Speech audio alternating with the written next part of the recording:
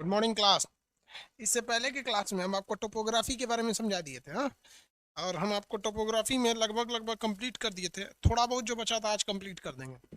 देखिए, आपको नदी द्वारा निर्मित स्थलाकृति बता दिए थे, हिमनद द्वारा बता दिए थे,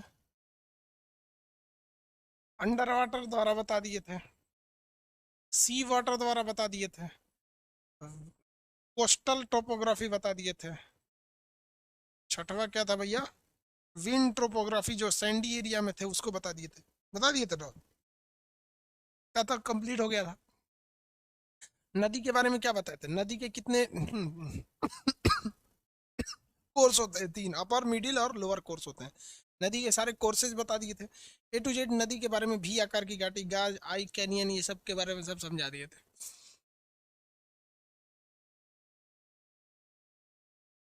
हिमनद भी बता दिए थे। हिमनद में यू आकार की घाटी बनती है। हिमनद में कैसे बनती है? यू आकार की घाटी। छोटी घाटी अगर आके सट गई तो, लटकती घाटी अंदर घुस गई तो उसे क्या कहते हैं? नुनाटक कहते हैं।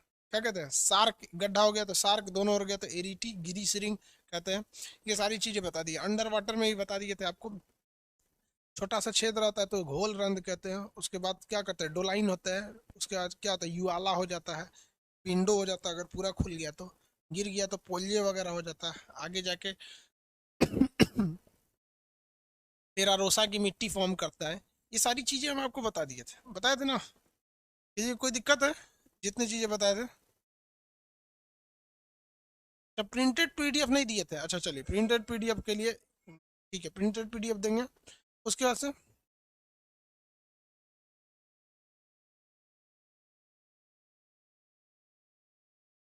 मोरेन वगैरह तक समझाए थे। चलिए अब आगे बताते हैं आपको। कुछ अन्य टोपोग्राफियों के बारे में बताते हैं जो आपकी कोस्टल टोपोग्राफी में भी आ जाती हैं, और वो टोपोग्राफी आपकी इसमें भी आ जाती है। क्या नाम है? सी टोपोग्राफी में। देखिए ध्यान से, इस चीज को दो बार पढ़ना है। हम यहाँ आधा पढ़ाएंगे, फिर आधा आपको जब सी का जो हम ये रिलीफ पढ़ाएंगे ना, तो उसमें बता देंगे हम आपको टोपोग्राफी वगैरह में। तो देखिए, इस टोपोग्राफी में हम आपको बहुत हद तक चीजें बताए हैं। उस हिसाब से हम आपको रिलीफ बता सकते हैं। रिलीफ किसे कहा जाता है? रिलीफ, उच्चावच। कोई आइडिया उच्चावच रिलीफ के बारे में? रिलीफ, देखिए, पृथ्वी के ऊबड़ खाबड़ आकृति को हम रिलीफ कहते हैं। और इसी ऊबड़ खाबड़ आकृति का अध्ययन जो होता है वो हम टोपोग्राफी कहते हैं। अब आपको रिलीफ पढ़ने में सिंपल हो जाएगा, क्योंकि हम आपको ऊबड़ खाबड़ आकृति बता दी है। ये रिलीफ जो होते हैं, ये तीन टाइप के होते हैं। रिलीफ कितने टाइप के होंगे? तीन टाइप के।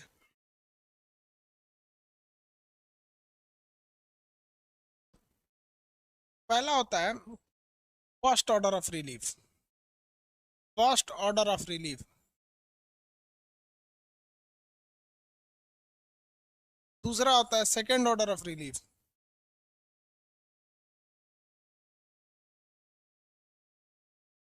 तीसरा होता है third order order of relief.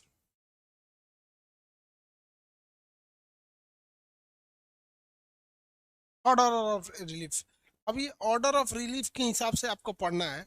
First order में किस चीज को रखेंगे? आपको ही पता है कि फर्स्ट ऑर्डर जब लिखा है तो सबसे अच्छे चीज को रखना होगा, या सबसे बड़े चीज को रखना होगा फर्स्ट में। तो इसमें बड़ा सिंपल सा है फर्स्ट ऑर्डर में रखना में। क्या हो गया भाई?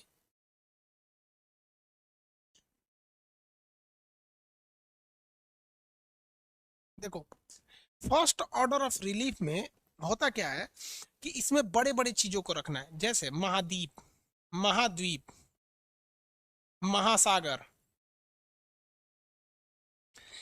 ये महाद्वीप और महासागर है, ये फर्स्ट ऑर्डर ऑफ रिलीफ में आ जाते हैं सब।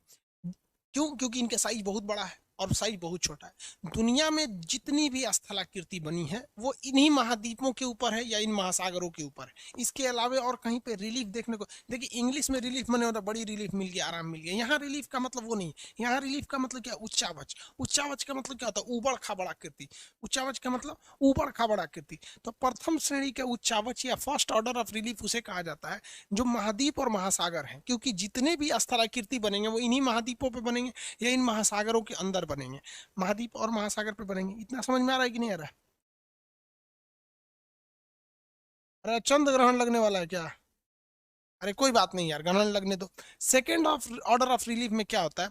मैदान शामिल किया जाता है, पठार शामिल किया जाता है, पर्वत शामिल किया जाता है, मरुस्थल शामिल किया जाता है, मरुस्थल शामिल किया जाता है। देखिए, मैदानी क्षेत्र में नदियां इस आकार की घाटी बनाती हैं, ये सब की बात नहीं कर रहे हैं, मैदान की बात कर रहे हैं, पठार, पर्वत, मरुस्थल, ये जितनी चीजें हैं ये इन्हीं महाद्वीपों पर है। तो ये सेकेंड ऑर्डर ऑफ रिलीफ हो जाते हैं। और थर्ड ऑर्डर ऑफ रिलीफ उसे कहते हैं जिनका निर्माण किसी न किसी अपर्दन या फिर निक्षेपण से हुआ है, निक्षेपण से हुआ है। अब आप बताइए भैया, अपर्दन तो हम आपको पढ़ा दिए हैं, काट छाट घिसावट अपर्दन कहलाता है। निक्षेपण, किसी चीज को जमा कर देना क्या कहलाता है? निक्षेपण कहलाता है। तो जमा कर देगा तो क्या हो जाएगा? निक्षेपण हो जाएगा।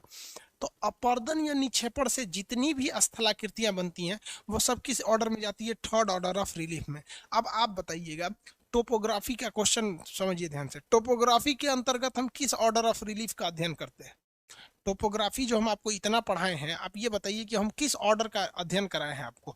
क्या हम आपको फर्स्ट ऑर्डर बताए हैं या सेकंड ऑर्डर या थर्ड ऑर्डर, कौन सा ऑर्डर बताए हैं?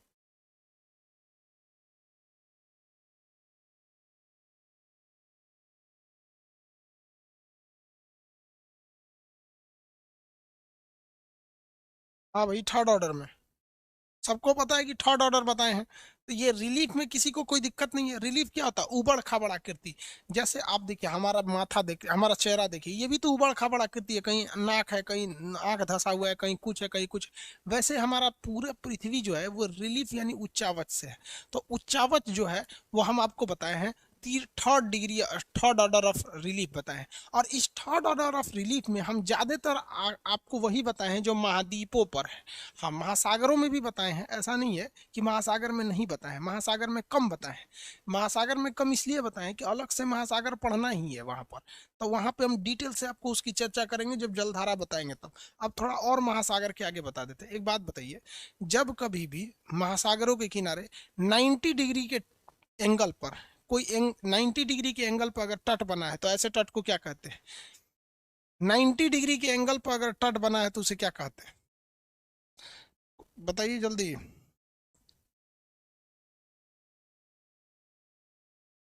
कंजंक्शन कहेंगे? क्लिफ कहेंगे? क्लिफ तो खड़ी ढाल को कहते हैं।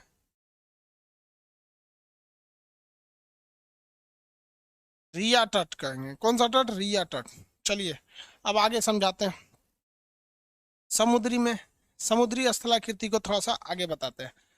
ध्यान दीजिए यहाँ पर कि समुद्र जो होता है हमेशा तटों पर हमला करते रहता है। समुद्र जो है हमेशा तटों पर, किसी भी तट पर हमेशा समुद्र हमला करता है। और इस हमले के फलस्वरूप, ये समुद्र, ये तट है, इसको मान लीजिए ये तट है, और इस हमले के फलस्वरूप कई सारे स्थलाकृति बनते हैं। क्योंकि थर्ड ऑर्डर ऑफ रिलीफ में हमें काट छाट को ही पढ़ना है, इसलिए इसमें भी हमें पूरा काट छाट ही पढ़ना रहेगा। देखिए, जब कभी भी समुद्र के अंदर स्थलाकृत, ये हल्क, इसमें तो बड़ा बन गया ये, बहुत पतली आकृति में समुद्री जल अंदर घुस जाता है ना, बहुत पतली आकृति में, तो उसे हम लोग क्या कहते हैं? क्लिफ। बहुत पतली आकृति में अगर समुद्र काट के अंदर घुस गया तो उसे हम लोग कहा जाता है, उस रिलीफ को, उस टोपोग्राफी को हम लोग कहते हैं क्रीक। उसे क्या कहेंगे? क्रीक। लेकिन अगर थोड़ा सा इससे बड़ा कर दिया तो उसे क्या कहेंगे? गल्फ कहेंगे। और बहुत बड़ा कर दिया तो उसे बे कहेंगे। बहुत बड़ा कर दिया तो उसे क्या कहा जाएगा? बे कहा जाएगा। जैसे ये जो चीज है, ये बे है, ये बड़ा सा काट दिया। और अगर हल्का सा छोटा काटा है तो इसे क्या कहेंगे? गल्फ कहेंगे। और बहुत ही पतला काटा है तो उसे क्या कहेंगे? क्लिफ, क्रिक कहा जाता है। और इसके आगे अगर देखेंगे, चंद्राकार काटेगा तो उसे बाइट कहा जाएगा। चंद्राकार काट देगा तो उसे हम लोग बाइट कहेंगे। ये समुद्र का ये तटीय एरिया है, और इसमें अगर चंद्राकार काट दिया इस शेप में तो इसे हम लोग क्या कहेंगे? बाइट के नाम से जाना जाएगा। तो ये भी स्थलाकृति है, और ये समुद्र पर बन रही है ये स्थलाकृति का निर्माण। तो ये चीज बताइए, सबसे पहला जो बना था इसे क्या कहा जाएगा? क्रीक कहेंगे, क्रीक। दूसरा जो बनेगा उसे क्या कहेंगे? गल्फ। हिंदी में इसे कहते हैं खाड़ी। और इसके बाद ये भी बनेगा तो इसे क्या कहेंगे? बे कहेंगे। हिंदी इंग्लिश, हिंदी में भी ये क्या होता है? खाड़ी होता है। और ये क्या बन गया? बाइट बन गया। बाइट बन गया।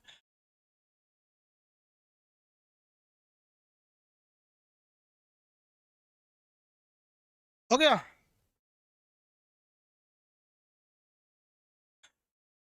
बाइट मतलब काटने वाला बाइट नहीं है, ये ज्योग्राफिकल बाइट है यहाँ पर। तो ये जो चीज हो गए सब, ये किसके द्वारा बन रहे हैं सब? समुद्री स्थलाकृति द्वारा बन रहा है सब। समुद्री जल के स्थलाकृति द्वारा बनने वाली स्थलाकृति है, समुद्र के द्वारा।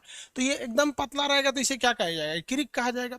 और अगर हल्का सा ये चौड़ा हुआ, हल्का सा इस तरह से, तो इसे क्या कहेंगे? गल्फ कहेंगे। और बहुत ज्यादा बड़ा हो गया तो इसे क्या कहेंगे? बे कहेंगे। और एकदम चंद्राकार हो गया तो इसे क्या कहा जाएगा? बाइट कहा जाएगा। चंद्राकार हो गया तो इसे बाइट कहा जाएगा था।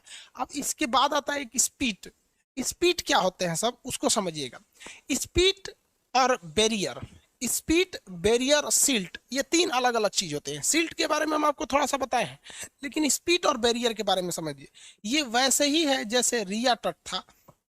जब कभी भी समुद्र में कचरा जो जमा हो जाता है, अगर वो कचरे लाइन से बैरियर सामने जमा हो जाते हैं ना, तो इन्हें बैरियर कहा जाता है। कचरे अगर लाइन से जमा हो जाते हैं तो इन्हें क्या कहा जाता है? बैरियर कहा जाता है। कचरे जब समुद्र में लाइन से जमा हो जाए तो इन्हें बैरियर कहा जाता है। और जब ये सीधे इस तरह से निकल जाए, इस तरह से 90 डिग्री पर, तो इसे हम लोग स्पीट कहते हैं। स्पीट।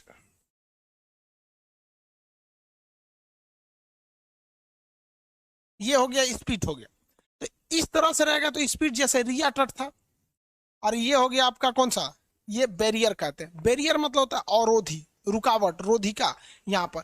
तो ये अवरोधी हो गया। लेकिन बैरियर हो गया या फिर स्पीड हो गया, दोनों का ही निर्माण किसके द्वारा हुआ है? सिल्ट द्वारा। सिल्ट किसे कहा जाता है? कचड़ा को कहते हैं। समुद्र में पाए जाने वाले कचड़े को क्या कहा जाता है? सिल्ट कहा जाता है। तो इन दोनों का ही निर्माण किसके द्वारा हुआ है? सिल्ट के द्वारा हुआ है। स्पीड, बैरियर, सिल्ट, समझ में आ गया?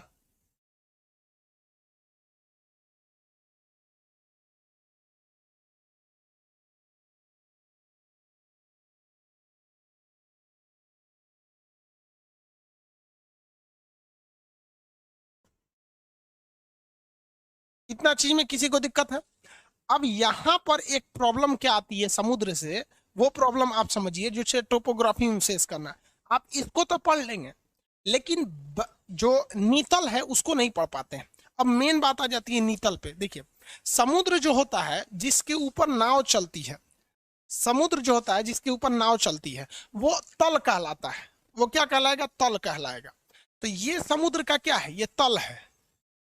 इस पर नाव चलती है, तो इस पे तो कोई स्थलाकृति ही नहीं बनेगी। इस पर तो केवल लहर या सुनामी बनेगा। लेकिन समुद्र का जो निचला हिस्सा है, समुद्र का निचला हिस्सा, ये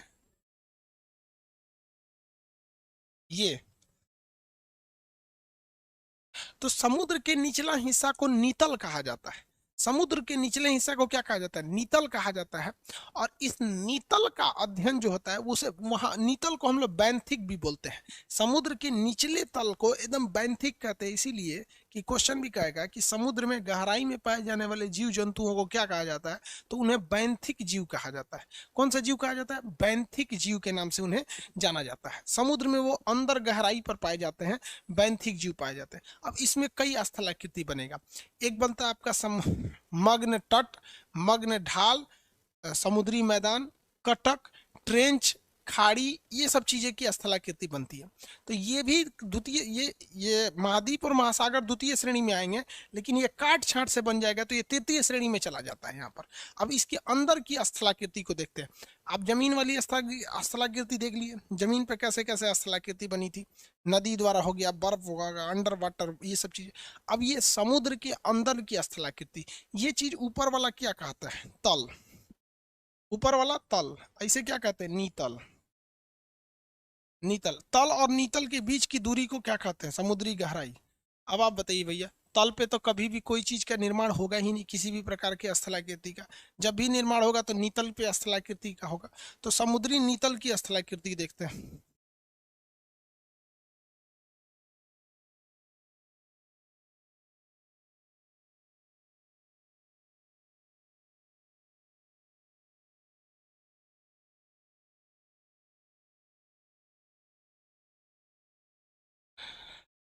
चलिए आगे देखिए।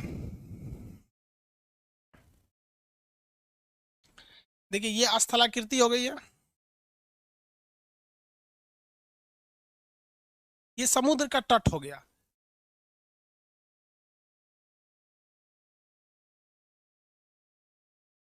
इस तट की स्थलाकृति के बारे में हम बता दिए हैं कि इस पे किस तरह से तट वगैरह बनेंगे। अब हम समुद्र की गहराई में चल रहे हैं, यहाँ वाला हम बता दिए हैं।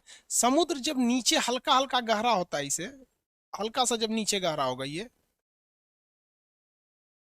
समुद्र की गहराई जब हल्का सा नीचे होगी तो इसे मग्न ढाल कहा जाता है, क्योंकि अब यहाँ पर पानी आना चालू हो जाता है।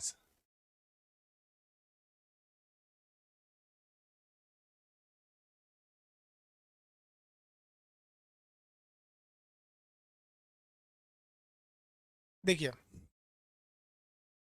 यहाँ पर तो ये वाला जो ढाल है, ये ढाल अब गहराई में जा रहा है। ये ढाल अब कहाँ जा रहा है? गहराई में।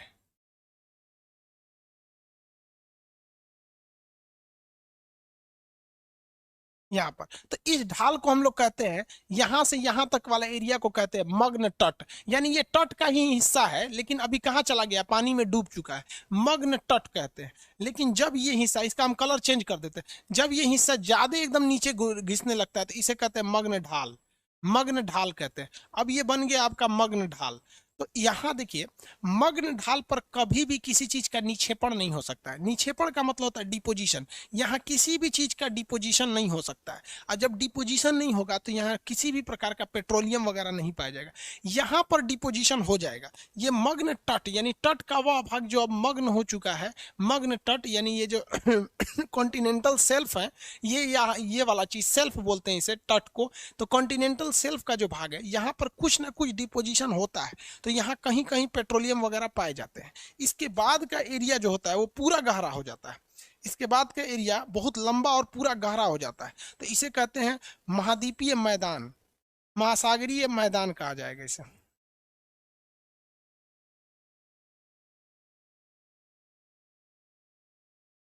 महासागरीय मैदान कहते हैं इसे। ये हो गया हमारा महासागरीय मैदान। किसी को कोई दिक्कत नहीं है महासागरीय मैदान में। महासागरीय मैदान किसी भी महासागर का सबसे बड़ा एरिया होता है। महासागरीय मैदान किसी भी महासागर में सबसे बड़ा एरिया महासागरीय मैदान होता है। अब इस महासागरीय मैदान में कई जगह खाई पाई जाती है, जिसे हम लोग द्रोणी कहते हैं। गड्ढे पाए जाते हैं, जिसे हम क्या कहते हैं? द्रोणी कहते हैं।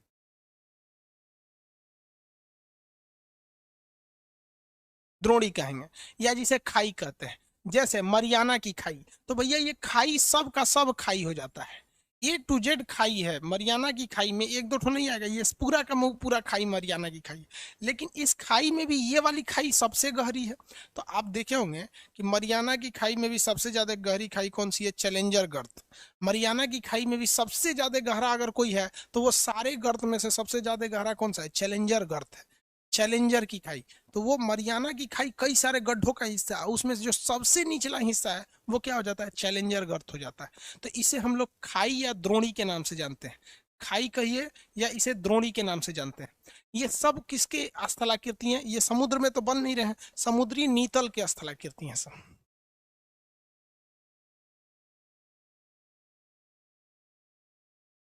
नीतल के स्थलाकृति हैं सब। आगे बढ़े।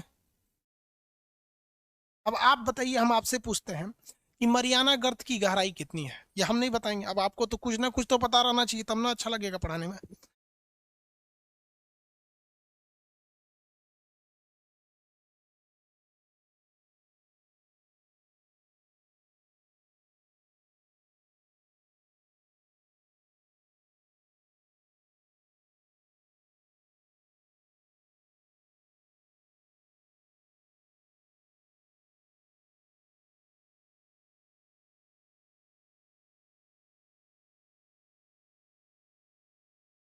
11,022, 11,022 मीटर या 11,033 मीटर, ये दोनों है, इसको ज्यादा मान्यता है। इसको क्या है? इसको ज्यादा प्रूफ है। तो 11,033 या 11,022, इसमें एग्जाम में आप नहीं फंसेंगे, इसमें कोई दिक्कत नहीं है। अब इसके बाद क्या है कि यहाँ पे ज्वालामुखी भी हो सकते हैं और कई चीजें के हो सकते हैं। यहाँ पर कभी कभी ये ऊपर उठ जाते हैं सब, ये तल ऊपर उठ गया, लेकिन ये तल जमीन के बाहर नहीं आ पाता है। तो समुद्री तल वह उठा हुआ भाग जो बाहर नहीं आ पाता है, इसे हम लोग कहते हैं रिज या कटक। रिज या कटक कहते हैं इसे। हम लोग क्या कहेंगे? ट्रेंच। इसे क्या कहेंगे? ट्रेंच। ये क्या है? ओशियन प्लेन, कॉन्टिनेंटल स्लोप, और ये क्या है? Continental self. तो ये तट को कहते हैं, मग्न तट को कहते हैं सेल्फ, इसे कहते हैं स्लोप, इसे कहते हैं प्लेन, और ये हो गया आपका ट्रेंच। और ट्रेंच में भी ये क्या हो गया? डीप। ये सबसे नीचे लो डीप, चैलेंजर डीप, और ये मरियाना ट्रंच। जो ऊपर उठा रहता है इसे हम लोग कहते हैं कटक। इसे क्या कहेंगे? कटक कहते हैं। कटक जो होता है ये बहुत घातक हो जाता है अगर इसके ऊपर से कोई जहाज गुजर गया तब। अगर मान लीजिए कोई जहाज गुजर रहा है और उसकी नीचे वाला पेंदा इतना ही नीचे गया है, तब तो कोई दिक्कत नहीं है। लेकिन अगर मान के चलिए ये कटक थोड़ा और ऊंचा हो गया, और ऊंचा हो गया, तो जमीन पे से तो दिखेगा नहीं, लेकिन कटक अगर टकरा गया तो बहुत ज्यादा इससे दुर्घटना हो सकती है। दुनिया में सबसे बड़ा कटक जो है वो अटलांटिक महासागर में है। अभी 2013 या 14 में प्रशांत ही ये मुंबई आ रहा एक जहाज समुद्र में एक कटक से टकरा गया। इसलिए जो है समुद्री विज्ञान वाले हैं उन्होंने रास्ता बना के रखा है कि आपको इधर से ही गुजरना है, क्योंकि उस रास्ते में कटक वगैरह नहीं आते हैं। तो कटक बेसिकली नुकसान उन्हें करता है जो बड़ी जहाजें हैं जिनका बहुत बड़ा एरिया समुद्र के नीचे होता है, जिस वजह से उनको बचना जरूरी है, वरना कटक से टकराने पर दुर्घटना हो जाती है। सब दुनिया में सबसे बड़ा कटक जो है वो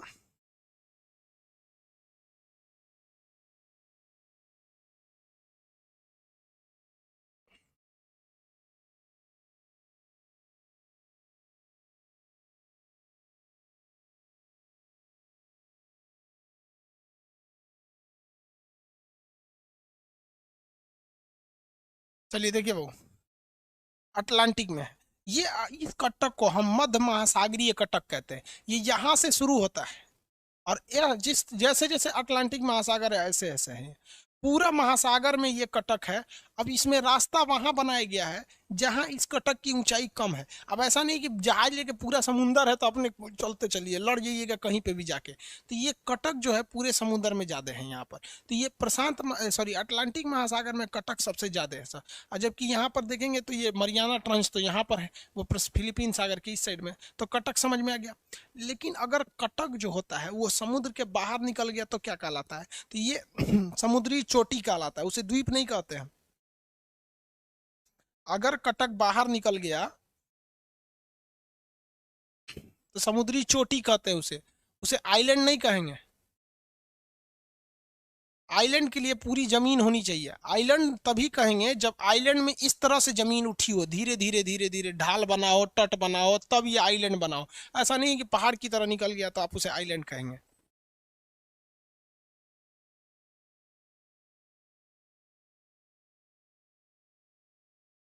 पहाड़ के तहत निकलने वाले को हम लोग आइलैंड नहीं कहेंगे, उसको हम लोग क्या कहेंगे? समुद्री चोटी। और समुद्री चोटी को हम लोग जमीन का हिस्सा नहीं मानते, समुद्री चोटी को जमीन का हिस्सा नहीं माना जाता है। अब कटक भी दो टाइप के होते हैं, एक चट्टानों के कटक हो सकते हैं, कुछ ज्वालामुखी के भी कटक हो सकते हैं। ज्वालामुखी कैसे? समुद्र के अंदर भी तो ज्वालामुखी आ सकता है।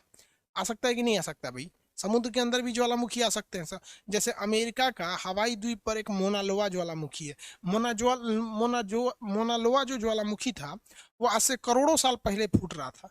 और वह मोनालोआ ज्वालामुखी समुद्र के नीचे ऐसे फूटते फूटते जैसे था, ऐसे फूट रहा था ये। और ये फूटते फूटते फूटते यहाँ पे बहुत ज्यादा ज्वालामुखी जमा हो गया। जमा होते होते होते होते एक वक्त आया कि ये भीषण कटक का निर्माण कर लिया। और ये कटक इतना ज्यादा निकला कि ये समुन्द्र के बाहर निकल आया है ये। और आज भी ज्वालामुखी फूट रहा है और ये समुन्द्र के बाहर जमा हो गया है। तो हम इसे द्वीप नहीं कह सकते, समुद्री चोटी ही कहेंगे। तो ये कटक चट्टान के भी हो सकते हैं और ये कटक ज्वालामुखी के भी हो सकते हैं। ज्वालामुखी कटक का सबसे बढ़िया एग्जाम्पल अमेरिका का मोनालोआ हवाई द्वीप पर है। यहाँ पर अमेरिका का मोनालोआ हवाई द्वीप पर स्थित है। आगे बढ़े।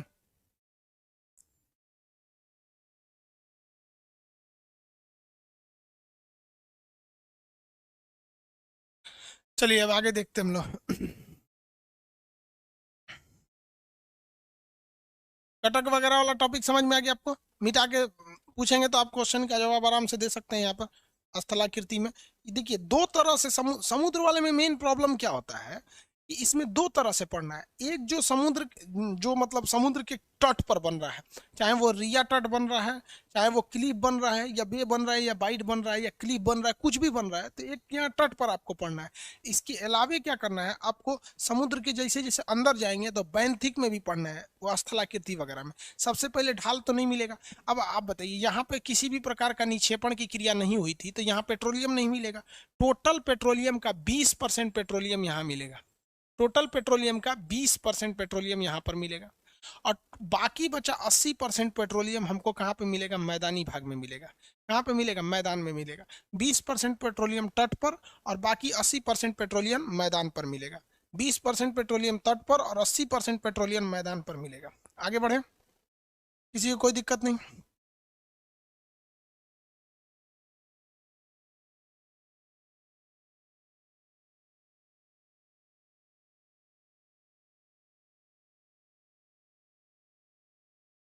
आगे बढ़ जाना। बफरिंग कर रहा है यार, बफरिंग क्यों करेगा।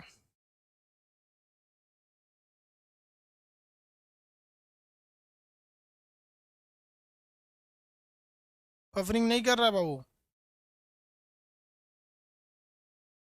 अब इस पेट्रोलियम को निकालने के लिए दो तरह की व्यवस्था है, एक होती है ऑफशोर, एक होता है ऑनशोर। ऑफशोर और ऑनशोर, देखिए ऑनशोर किसे कहते हैं, समुद्र के तट पर अगर कोई चीज रहता है, समुद्र के किनारे जहां नहाने होने जाते हैं, तो उन्हें कहते हैं ऑनशोर। एक होता है ऑफशोर।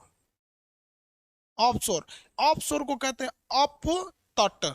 अपतट का मतलब होता है तट से दूरी पर।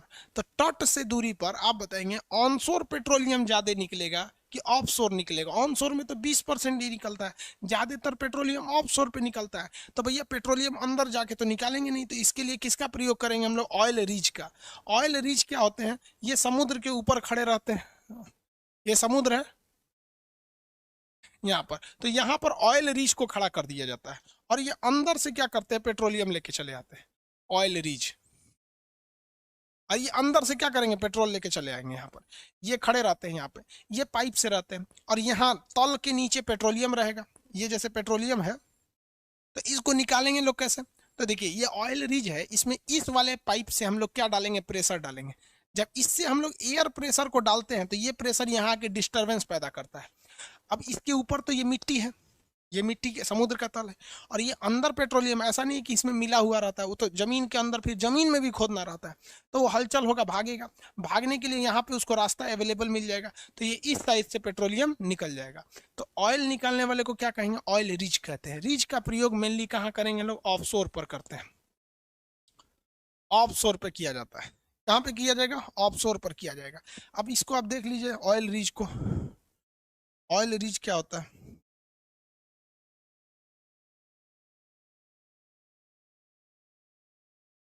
ये समुद्र में इसी तरह से खड़े रहेंगे, पिलर के समान खड़े रहते हैं, सही है।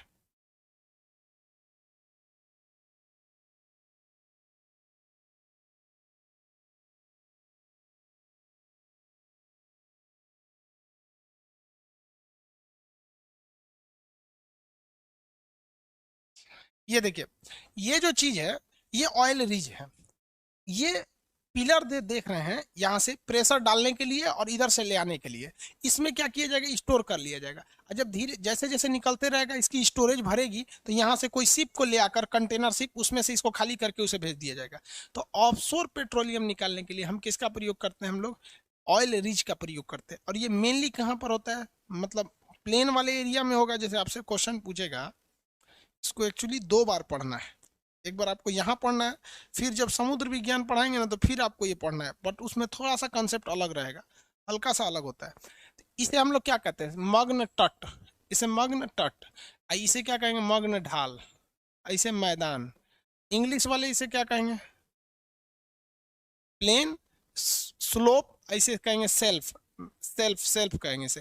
तो तट पर 20%, यहाँ पर कितना परसेंट हो गया, 80% हो गया। यहाँ पर किसी भी प्रकार का निक्षेपण की क्रिया, कोई भी प्रकार का डिपोजिशन का प्रोसेस, क्या आपको ढाल पर देखने को मिलेगा, कहीं पर ढाल पर एक भी नहीं मिलेगा।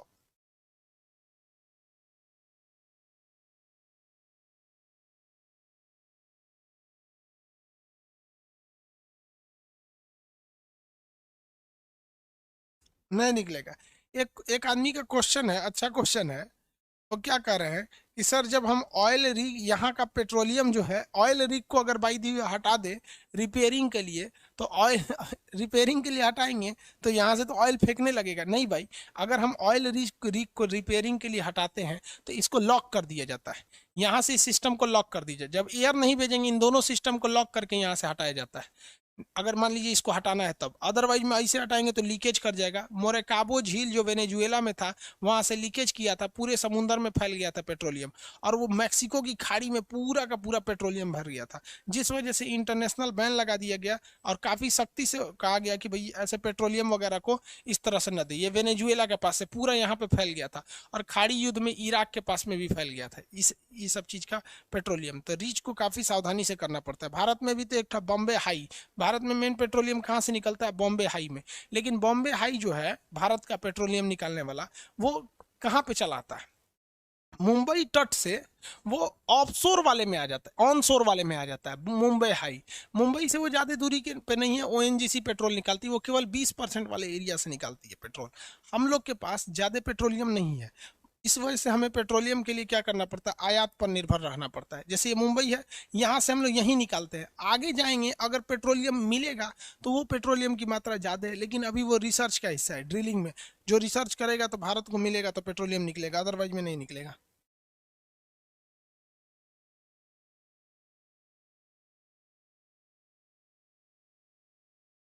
आगे बढ़े। वाटर से पेट्रोलियम कैसे निकलेगा यार? वाटर से पेट्रोलियम थोड़ी रहता है, वो तो जमीन पे रहता है, बेंथिक जीव, बेंथिक पर रहता है। तो आप आते हैं अब अपने मेन टॉपिक पे। तो यहाँ समझिए आप, टोटल हम आपको जो टोपोग्राफी बताए उसमें हमें आपको क्या बताया? उच्चावच बताए थे। उच्चावच किसे कहा जाता है? पृथ्वी सतह के। अब पृथ्वी के सतह पर तो जहां हम खड़े हैं वो जमीन भी आ जाएगा, और समुंदर का तल भी आ जाएगा, वो थोड़ा सा नीचे है, हम लोग थोड़ा सा ऊंचा है। तो पृथ्वी के सतह पर उबड़ खाबड़ आकृति, आप देखिए समुंदर का तल भी बराबर नहीं है, वो भी उबड़ खाबड़ है। तो पृथ्वी के तल के उबड़ खाबड़ आकृति या फिर सतह के उबड़ खाबड़ आकृति के अध्ययन को हम क्या कहते हैं? उच्चावच कहते हैं। जो स्कूबा डाइविंग होते हैं, आप नेशनल ज्योग्राफिक चैनल या अगर इस सब पे देखेंगे अगर, तो देखेंगे कोई ऑक्सीजन लगा के समुद्र के तल में जाता है। ऑक्सीजन लगा के कहाँ जाता है? समुद्र के तल में। तो आप बताइए उस समुद्र के तल में कहाँ जाता होगा? तट पर, ढाल पर, या मैदान पर? तट, ढाल या मैदान, कहाँ जाता है? समुद्र तल पे जो जाता है, कहाँ पे जाएंगे लोग?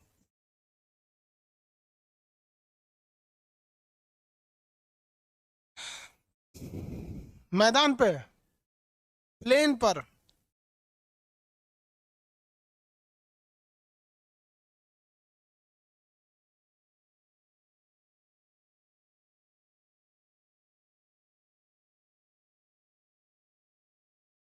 अरे भाई साहब एक बात बताओ, अगर कोई मैदान पर चला गया बिना मरे वो वापस आएगा? अगर इस मैदान पे वो इस ऑक्सीजन सिलेंडर लगा के गया है, जरा सोचो इसके ऊपर कितना पानी का प्रेशर रहेगा। इतना पानी इस पे ऊपर प्रेशर लगाएंगे से मरिए जाएगा ये तुरंते वहां पर। अरे 10 बाल्टी पानी किसी के ऊपर रख दीजिएगा, बाल्टी इसी साइज का बाल्टी, 10 बाल्टी तो दबा जाएगा वहां पे। वहां पे ये कहीं नहीं जाता ऐसे, यहीं पे ऑक्सीजन लगा लगा टहलता है सही से। यहाँ पे देखिए यहीं यहीं पे अगल बगल में रहता है, सो उधर जाएगा सब, मरिए जाएंगे लोग वहां पे, काम ही खत्म हो जाएगा वहां पे। 200 से 300 मीटर नीचे जाते हैं लोग, खूब से खूब 600 मीटर। यहाँ पे, यहाँ कोई नहीं जाता है। यहाँ चले गए तो फिर वापस नहीं आने वाले हैं। यहाँ पे, यहाँ बड़ी बड़ी मछलियां रहती हैं सब एकदम भयानक, जो इसको बर्दाश्त कर सकती है, इतने प्रेशर को वो लोग क्या कर सकती है? बर्दाश्त कर सकती है। फिजिक्स में पढ़ाए हैं कि बैंथिक जीवों को बाहर निकालेंगे तो उनका शरीर फट जाता है, क्योंकि वहाँ के लिए हाई ब्लड प्रेशर होना चाहिए जो ऊपर के प्रेशर को क्या कर सके? न्यूट्रलाइज कर सके। तो स्कूबा डाइविंग वगैरह सब किस चीज पे होता है? मग्न तट पर। पर्यटन मग्न तट पर, बीच का निर्माण मग्न तट पर। जितने भी क्लिफ हो गए सब, या रिया तट हो गए सब, या पुलिन हो गए सब, सब मग्न तट पर ही निर्माण किए जाते हैं। तो ये हम लोग आपको उच्चावच बता दिए। उच्चावच की प्रथम डिग्री, सेकंड डिग्री और थर्ड डिग्री। थर्ड डिग्री के उच्चावच आपका कंप्लीट हो गया। थर्ड डिग्री के उच्चावच क्या हो गए? कंप्लीट हो गए। जो समुद्र की स्थलाकृति का देख रहे थे, इसमें और भी बहुत सारी चीजें होती हैं, लेकिन वो उच्चावच की श्रेणी में नहीं आते हैं सब, थर्ड डिग्री में। तो उसको हम लोग जब समुद्र पढ़ेंगे तब बताएंगे। यहाँ आपका relief, third degree of relief खत्म हो गया। अब हम लोग को यहाँ से स्टार्ट करना पड़ेगा ये वाली चीज। तो ये दोनों ज्योग्राफी में पढ़ना है, ये दोनों किस में पढ़ना है? ज्योग्राफी में। टोपोग्राफी में जो मेन मेन सेक्शन था उसको कंप्लीट करा दिए आपको। आप ये जियोलॉजी बताएंगे। अब आप टोपोग्राफी देख लीजिए। रिवर टोपोग्राफी ये भी थर्ड ऑर्डर में आएगा। अंडर वाटर में भी थर्ड वाले में भी आता है, और आइस द्वारा जो बनते हैं हिमनद द्वारा वो भी थर्ड में आएगा। ओशियन द्वारा भी जो बनते हैं वो भी थर्ड में आता है, और इवन कोस्ट लाइन द्वारा जो बनेगा कोस्टल एरिया में वो भी उस थर्ड में बनता है, और विंड द्वारा। ये सब के सब स्थलाकृति का निर्माण काट छाट से ही होता है। इसलिए इन सारी स्थलाकृतियों को हम लोग थर्ड ऑर्डर ऑफ रिलीफ में रखेंगे, ऑर्डर ऑफ रिलीफ में रखेंगे, तृतीय श्रेणी के उच्चावच में रखेंगे, तृतीय श्रेणी का उच्चावच, श्रेणी का उच्चावच, उच्चावच। इसमें हम आपको बस ये वाला जो चीज है ना ओशियन वाला, ये आपको थोड़ा सा कंफ्यूजन करेगी, क्योंकि इसे पढ़ना आपको पूरा का पूरा पढ़ना ओशियन में है, पूरा का पूरा ओशियन में पढ़ना है, तो थोड़ा सा ये डिस्टर्ब कर सकती है। बाकी इस सब में डिस्टर्ब नहीं करेगा। ये नदी पढ़ा दिए, ये पढ़ा दिए, इसका बस प्रिंटेड पीडीएफ बचा, हैंड रिटन पीडीएफ आपको प्रोवाइड कर दिए ताकि आप रिवाइज करते रहे। प्रिंटेड पीडीएफ बच गया। अब इसमें प्रॉब्लम है तो बोलिए, फिर हम आपको चट्टान पढ़ाएंगे, जो ज्वालामुखी से जो चट्टान निकलता है ना, जिसमें आग्नेय चट्टान, अवसादी चट्टान, ये सब आते हैं सर। इसमें कंफ्यूजन होगा ही। रीजन क्या है कि कंप्लीट तो बताया ही नहीं आपको, 40% ही बताया है। तो आप लोग में जिज्ञासा आएगी कि भाई नदिया वाला पूरा पढ़ लिए, ये 48% क्यों पढ़े, क्योंकि ये अलग चैप्टर है। इसमें कोई क्वेश्चन है तो बोला जाए। हाँ, प्रिंटेड पीडीएफ इसका बाकी है।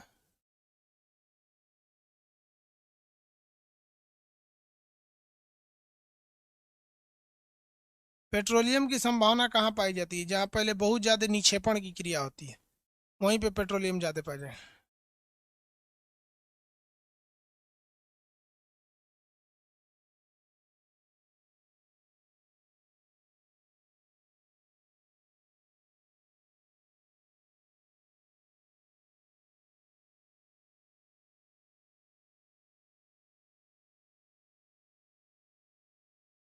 किसी को इसमें कोई दिक्कत नहीं है?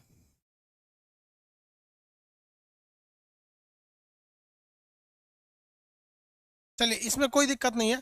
तो कल हम आपको इसमें से जो क्वेश्चन वगैरह रहना रहेगा वो पूछ लेंगे, फिर हम कल आपको जियोलॉजी स्टार्ट करेंगे। जियोलॉजी, अब कल आपको इसमें हम लोग जियोलॉजी स्टार्ट कर देंगे। आज के लिए इतना ही, अब आगे का क्लास कल देखेंगे। कल जियोलॉजी स्टार्ट करेंगे। जियोलॉजी, जियोलॉजी में पढ़ना क्या है ये बता देते हैं। जियोलॉजी में आपको क्या पढ़ना है? आपको ज्वालामुखी सबसे पहले पृथ्वी की आंतरिक संरचना, आंतरिक के बाद जैसे सीमा, सियाल, सीमा, निफे, ये सब चीजें आंतरिक संरचना है। ज्वालामुखी और चट्टान के बारे में पढ़ना है, आग्नेय चट्टान, अवसादी चट्टान, ये पर्वतों की जियोलॉजी के अंतर्गत। इसको अब हम लोग कल पढ़ेंगे।